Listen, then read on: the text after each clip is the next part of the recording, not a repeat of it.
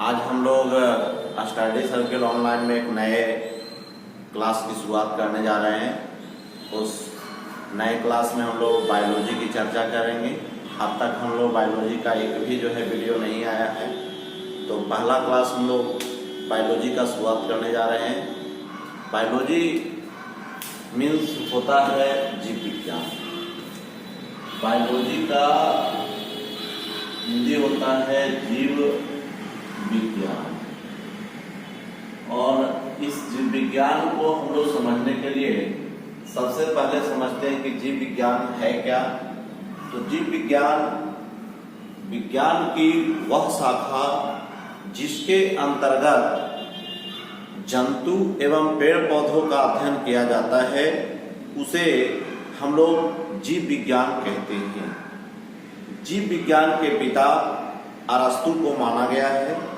अरस्तु साहब ने ही सर्वप्रथम यह बताया कि मनुष्य एक सामाजिक प्राणी है, जो हमारा नागरिक शास्त्र के अंतर्गत आता है। नागरिक शास्त्र के साथ साथ उन्होंने जंतु विज्ञान पर भी फोकस दिया, और जंतु विज्ञान के भी पिता हमारे अरस्तु साहब माने जाते हैं। तो आज हम लोग ये बायोलॉजी को हम लोग इंग्लिश में बायो प्लस लोगस कहेंगे। बायो जो ग्रीक भाषा के बायोस से आया है, जिसका अर्थ है जीवन, और लोगोस जिसका अर्थ है अध्ययन। कहने का मीन्स हुआ कि जीवन का अध्ययन जिस विज्ञान के द्वारा किया जाएगा, उसी को हम लोग जीव विज्ञान कहते हैं। ये जीव विज्ञान शब्द की उत्पत्ति सर्वप्रथम 1801 में लैमार्क साहब, जो आपके फ्रांस के थे, और एक थे ट्रेवेलिनस, जो आपके जर्मनी के थे। ये दोनों मिलकर के जीव विज्ञान शब्द की उत्पत्ति किया था। उसके बाद जीव विज्ञान की दो शाखा हैं, दो ब्रांच है। Branch of biology two types का है। एक जो है आपका वनस्पति विज्ञान, जिसको इंग्लिश में हम लोग कहते हैं बॉटनी, और दूसरा है हमारा जंतु विज्ञान, जिसको जूलॉजी कहते हैं। अब हम लोग वनस्पति विज्ञान के बारे में जाने। विज्ञान की वह शाखा जिसके अंतर्गत पेड़ पौधों का अध्ययन किया जाता है, उसे वनस्पति विज्ञान कहते हैं। वनस्पति के विज्ञान में पेड़ पौधों का अध्ययन किया जाता है। वनस्पति विज्ञान के जनक थियोफ्रेस्टस साहब थे। वनस्पति विज्ञान के पिता या जनक थियोफ्रेस्टस साहब थे। इन्होंने एक पुस्तक लिखी थी।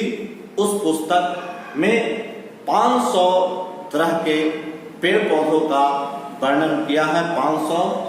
उस पुस्तक का नाम था हिस्टोरिया प्लांटेरम। ये पुस्तक लिखी थी थियोफ्रेस्टस साहब ने। उसी तरह से हमारा दूसरा जो आपका है जंतु विज्ञान, जिसको इंग्लिश में हम लोग जूलॉजी कहते हैं। जू का अर्थ होता है जंतु, और प्लस लॉजी का मतलब होता है अध्ययन। जंतु का अध्ययन जिस विज्ञान के द्वारा करते हैं, उसे हम लोग जूलॉजी कहते हैं। जंतु विज्ञान के जनक या पिता अरस्तु साहब हैं। इन्होंने भी एक पुस्तक लिखा था। उस पुस्तक का नाम है हिस्टोरिया एनामिलम, जो अरस्तु साहब ने लिखा था।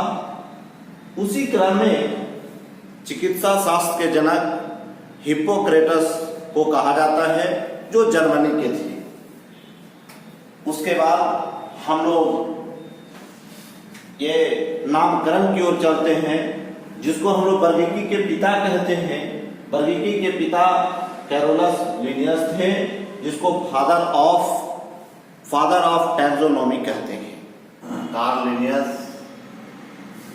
के बारे में अभी हम लोग पढ़े कि वर्गीकी के पिता कहे जाते हैं।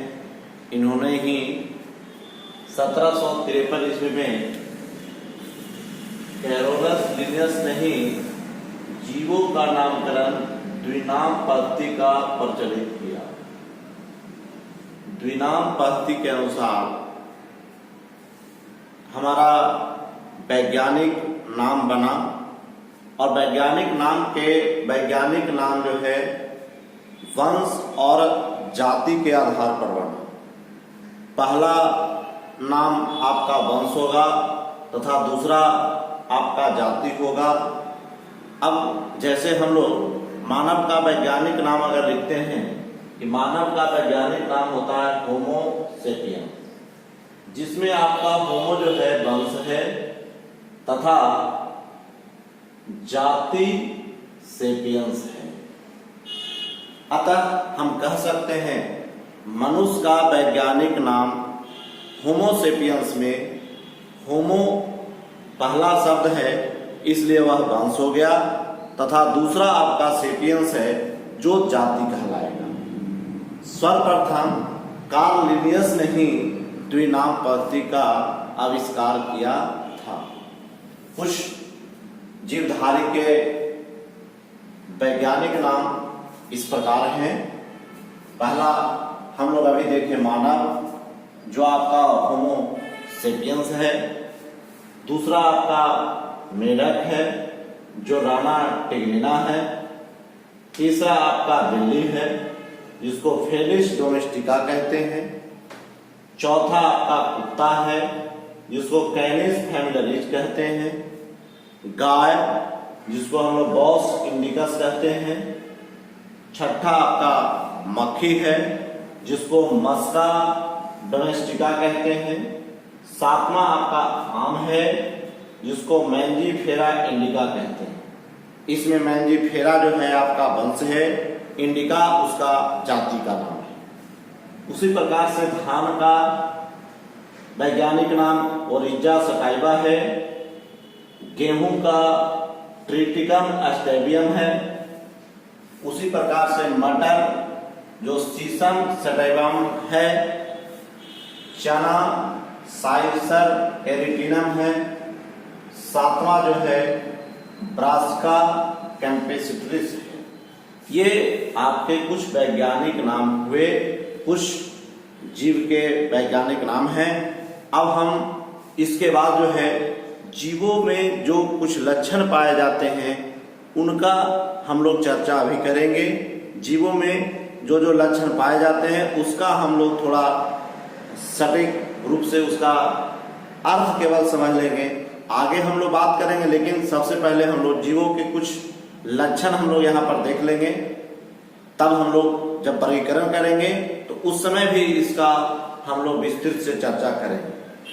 अब हम लोग चूंकि पेड़ पौधा और जीव जंतु में कुछ समान लक्षण पाए जाते हैं, उन समान लक्षणों का या उसको हम लोग कैरेक्टरिस्टिक कह सकते हैं, उसका हम लोग देख लेते हैं कि कौन कौन से जीवों में लक्षण होते हैं। तो पहला श्वसन, जिसको रिस्पायरेशन कहते हैं। जीवों का एक सबसे प्रमुख लक्षण जो है श्वसन की क्रिया है। इसके बिना हम लोग ऊर्जा का उत्पादन नहीं कर सकते हैं। इसमें जीव वायुमंडल से ऑक्सीजन ग्रहण करते हैं तथा कार्बन डाइऑक्साइड छोड़ते हैं। श्वसन क्रिया द्वारा वसा, कार्बोहाइड्रेट, प्रोटीन के विघटन से ऊर्जा की प्राप्ति होती है। ये क्रिया सभी जीवों में संचालित होती है। उसी तरह से दूसरा आपका है पोषण, जिसको न्यूट्रिशन कहते हैं। जीवन के विकास के लिए, जीवन को रखने के लिए हमको ऊर्जा उत्पादन हेतु पोषण करना आवश्यक है। पेड़ पौधे प्रकाश संश्लेषण की क्रिया द्वारा अपना पोषण करते हैं, जबकि जंतु अपना पोषण पौधों से करते हैं। क्योंकि हम जानते हैं कि दो तरह का पोषण होता है। एक पोषण स्वापोषण होता है और जिसको इंग्लिश में ऑटोट्रॉप्स कहते हैं, दूसरा आपका परपोषण होता है। स्वपोषण मीन्स जो भोजन स्वयं बनाएगा, अर्थात पेड़ पौधे अपना भोजन स्वयं बनाते हैं, इसलिए स्वपोषण कहलाते हैं। और दूसरा आपका परपोषण, जो दूसरे पर आश्रित रह करके अपना भोजन बनाते हैं, उसे परपोषण कहते हैं। उसके अंतर्गत आपका जीव जंतु आते हैं। तीसरा हमारा लक्षण है प्रजनन, जिसको हम लोग रिप्रोडक्शन कहते हैं। रिप्रोडक्शन भी सभी जीवों का एक प्रमुख लक्षण है। अपने जैसे संतान की उत्पत्ति करना, इसका अपने वंश की परंपरा को बनाए रखने के लिए बहुत ही अति आवश्यक कैरेक्टर है। नंबर चौथा, अनुकूलन। अनुकूलन जीवन संघर्ष में सफल होने के लिए जीव अपने संरचना एवं कार्य परिवर्तन कर अपने अस्तित्व को बनाए बचाता है। कहने का मीन्स है सर कि हर एक व्यक्ति अपने जीवन के रहने के लिए अपना अनुकूलन बना लेता है। जैसे मनुष्य जब भी एडेप्टेशन करेगा तो जंतुओं के बीच में एडेप्टेशन करेगा, ना कि जंगल में ये एडेप्टेशन करेगा। इसलिए हर एक जीव अपने तरह का अनुकूलन बना लेते हैं और वहीं पर जीवन व्यतीत कर सकते हैं। उसी तरह से पांचवा जो आपका है गति, मोशन। जीव धातुओं में जंतु एक स्थान से दूसरे स्थान तक गति करते हैं, जबकि पौधे एक ही स्थान पर रह करके अपने अंगों की गतिशील रखते हैं। उसी तरह से छठा है संवेदनशील। वातावरण में होने वाले परिवर्तन को जीवधारी अनुभव करते हैं और अपने आवश्यकता अनुसार अपने अंदर किए गए परिवर्तन को समायोजित करते हैं। उसी प्रकार से आपका सातवां जिसको है उपापचय क्रिया कहते हैं, मेटाबॉलिज्म कहते हैं। मेटाबॉलिज्म में दो होती है, एक होता है आपका उपापचय और दूसरा है उपचय। एक क्रिया में उपापचय क्रिया में आपका रचनात्मक क्रिया होता है, आपस में मिल जाता है, और दूसरी क्रिया में आपका विघटन की क्रिया होती है। और जब दोनों अपचय और उपापचय आपस में मिल जाते हैं, ऐसी क्रिया को उपापचय कहते हैं, मेटाबॉलिज्म कहते हैं। ये सारे जो आप लक्षण देख रहे हैं सभी जीव में लगभग पाए जाते हैं। हम लोग सातवां तक देख लिए थे।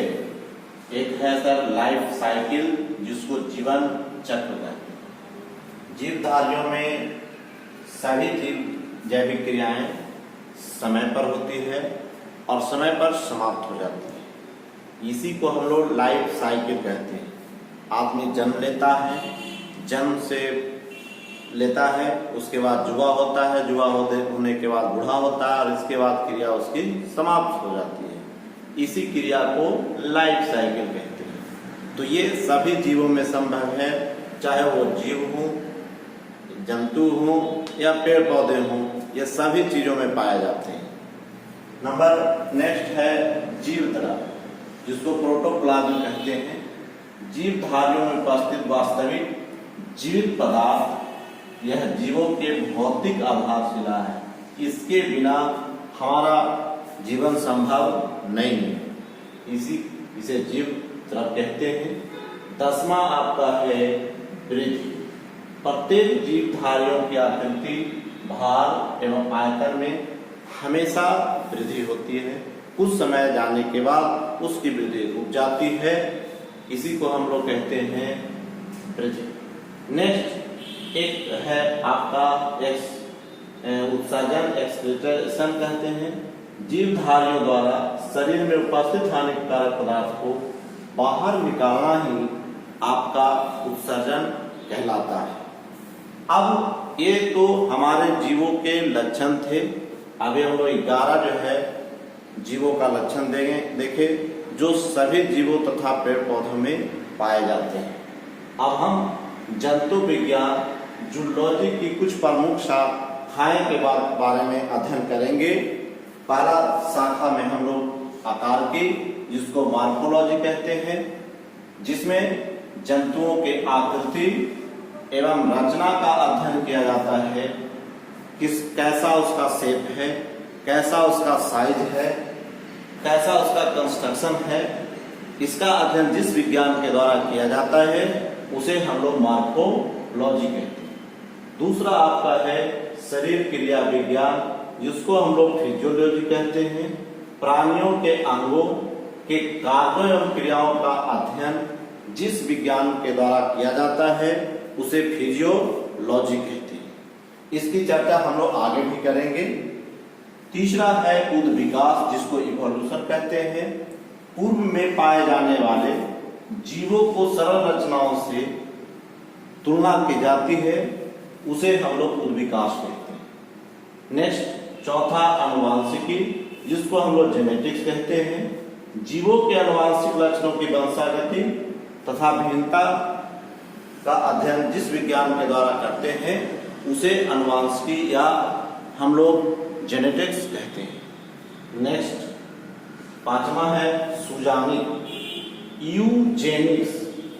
अनुवांशिकी के आधार पर मानव जाति को आने वाली पीढ़ियों के साथ सुधार का अध्ययन किया जाता है, उसे हम लोग यूजेनिक्स कहते हैं। कि आने वाली अगली पीढ़ी में कुछ सुधार हो और फिर उसके आने वाली पीढ़ी में सुधार हो, इसका अध्ययन जिस विज्ञान के द्वारा करते हैं उसे हम लोग यूजेनिक्स कहते। अब हम लोग यूथेनिक्स, मानव की आधुनिक पीढ़ी को अच्छे पालन पोषण द्वारा सुधार का अध्ययन किया जाता है। कहने का मतलब है कि जो हमारी पुरानी पीढ़ी है उसमें अच्छे पालन पोषण कर उसको नए तरीके का प्रजाति तैयार करना ही यूथेनिक्स कहलाता है। नेक्स्ट है जीवाश्मिकी, पैलेंटियोलॉजी, जीवधारी के जीवाश्मों का अध्ययन। जिसमें जीवाश्मों का अध्ययन किया जाता है उसे जीवाश्म विज्ञान पैलेंटियोलॉजी कहते हैं। नेक्स्ट है इम्यूनियोलॉजी।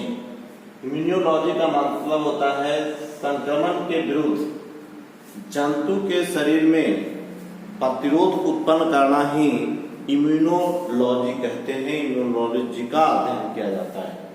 उसके बाद है क्रायोजेनिक्स, इसमें जंतुओं के शरीर पर शीत का प्रभाव का अध्ययन किया जाता है। नेक्स्ट सूक्ष्म जैविकी, माइक्रोबायोलॉजी, सूक्ष्म जीवों का अध्ययन किया जाता है। जिसमें सूक्ष्म जीवों का अध्ययन किया जाता है उसे माइक्रोबायोलॉजी कहते हैं। सूक्ष्म जीवों के अंतर्गत 5 वर्ग आते हैं: जीवाणु, विषाणु, शैवाल, कवक, प्रोटोजोआ। नेक्स्ट है बैक्टीरियोलॉजी, जीवाणुओं का अध्ययन जिस विज्ञान के द्वारा करते हैं उसको हम लोग कहते हैं जीवाणु विज्ञान कहते हैं, बैक्टीरियोलॉजी कहते हैं। उसी तरह से नेक्स्ट है वायरोलॉजी। वायरोलॉजी जिसमें विषाणुओं का अध्ययन किया जाता है उसे हम लोग विषाणु विज्ञान कहते हैं। अब हम लोग विस्तृत चर्चा करेंगे आगे क्लास में, अभी हम लोग शाखा को बता रहे हैं। नेक्स्ट है मिर्मिकोलॉजी, जिसमें हम लोग चींटियों का अध्ययन करते हैं। नेक्स्ट 14 है एरकेनोलॉजी, जिसमें हम लोग मकड़ियों का अध्ययन करते हैं। मकड़ी का अध्ययन जिस विज्ञान के द्वारा किया जाता है उसे हम लोग एरेकेनोलॉजी कहते हैं। हर्पेटोलॉजी, सरीसृपों का अध्ययन किया जाता है। सरीसृप का मतलब हुआ आपका रेप्टाइल वर्ग के अंतर्गत जितने भी चीज आते हैं, गिरगिट हो गया, ये सब सारे चीजें जो हैं आपको रेप्टाइल वर्ग के अंतर्गत आते हैं। उसके बाद नेक्स्ट है 16 ऑफियोलॉजी, जिसमें केवल और केवल सर्पों का अध्ययन किया जाता है, उसे ऑफियोलॉजी कहते हैं। नेक्स्ट ऑर्निथोलॉजी, जिसमें पशु एवं उनके स्वभाव का अध्ययन किया जाता है, उसे ऑर्निथोलॉजी कहते हैं। नेक्स्ट मानव विज्ञान, जिसमें मानवों के तथा कपियों का अध्ययन किया जाता है, उसे मानव विज्ञान कहते हैं। कुछ हम लोग व्यवहारिक प्राणी विज्ञान, जिसको अप्लाइड जूलॉजी कहते हैं, उसका हम लोग अध्ययन करेंगे। सबसे पहले हम लोग रोग विज्ञान की चर्चा करते हैं। रोग विज्ञान को इंग्लिश में पैथोलॉजी कहते हैं। पैथोलॉजी पेशाब, खून जांच, रोगों की प्रकृति जानने के लिए, कारण जानने के लिए, लक्षणों के जानने के लिए ये अति आवश्यक है। जिस विज्ञान के द्वारा रोगों की प्रकृति, कारण तथा लक्षणों का अध्ययन किया जाता है उसे पैथोलॉजी कहते हैं। दूसरा विज्ञान है विष, जिसको हम लोग टैक्सिकोलॉजी कहते हैं। विषैले पदार्थों का जंतुओं के शरीर पर प्रभाव का अध्ययन किया जाता है, उसे हम लोग टैक्सिकोलॉजी कहते हैं। तीसरा आपका है राइनोलॉजी, जंतुओं के नाक, कान, गला का अध्ययन किया जाता है, उसे हम लोग राइनोलॉजी कहते हैं। चौथा है गायनेकोलॉजी, जिसमें मादा के प्रजनन अंगों का अध्ययन किया जाता है, गायनेकोलॉजी कहते हैं। हॉस्पिटल में जाने के बाद ये सारे वर्ड मिलेंगे, गायनेकोलॉजी, राइनोलॉजी। तो नेक्स्ट है पांचवा कैलोलॉजी, जिसमें हम लोग मानव के सौंदर्य का अध्ययन करते हैं। मानव के सौंदर्य का अध्ययन जिस विज्ञान के द्वारा किया जाता है उसे कैलोलॉजी कहते हैं। छठा है एपीकल्चर। एपीकल्चर में मधुमक्खी पालन का अध्ययन किया जाता है, उसे हम लोग एपीकल्चर कहते हैं। नेक्स्ट है सेरीकल्चर। सेरीकल्चर मीन्स रेशम प्राप्त करने वाले कीट पालने का अध्ययन जिस विज्ञान के द्वारा करते हैं उसे सेरीकल्चर कहते हैं। नेक्स्ट पीसीकल्चर, मछली पालन का अध्ययन जिस विज्ञान के द्वारा किया जाता है उसे पीसीकल्चर कहते हैं। नेक्स्ट है आपका पोल्ट्री। पोल्ट्री सारे लोग जानते हैं, अंडे व मांस प्राप्त करने हेतु मुर्गी एवं बत्तख का पालन का अध्ययन जिस विज्ञान के द्वारा करते हैं उसे हम लोग पोल्ट्री कहते हैं। नेक्स्ट जो लास्ट है आपका, जिसको पिगरी कहते हैं, सुअरों से चर्बी व मांस प्राप्त करने का अध्ययन जिस विज्ञान के द्वारा करते हैं उसे हम लोग पिगरी कहते हैं। अब हम लोग अगले क्लास में एक एक करके टॉपिक वाइज हम लोग अध्ययन करेंगे। अगला टॉपिक में हम लोग साइटोलॉजी, जिसको कोशिका विज्ञान कहते हैं, कोशिकाओं के विभिन्न पार्टों का अध्ययन करेंगे।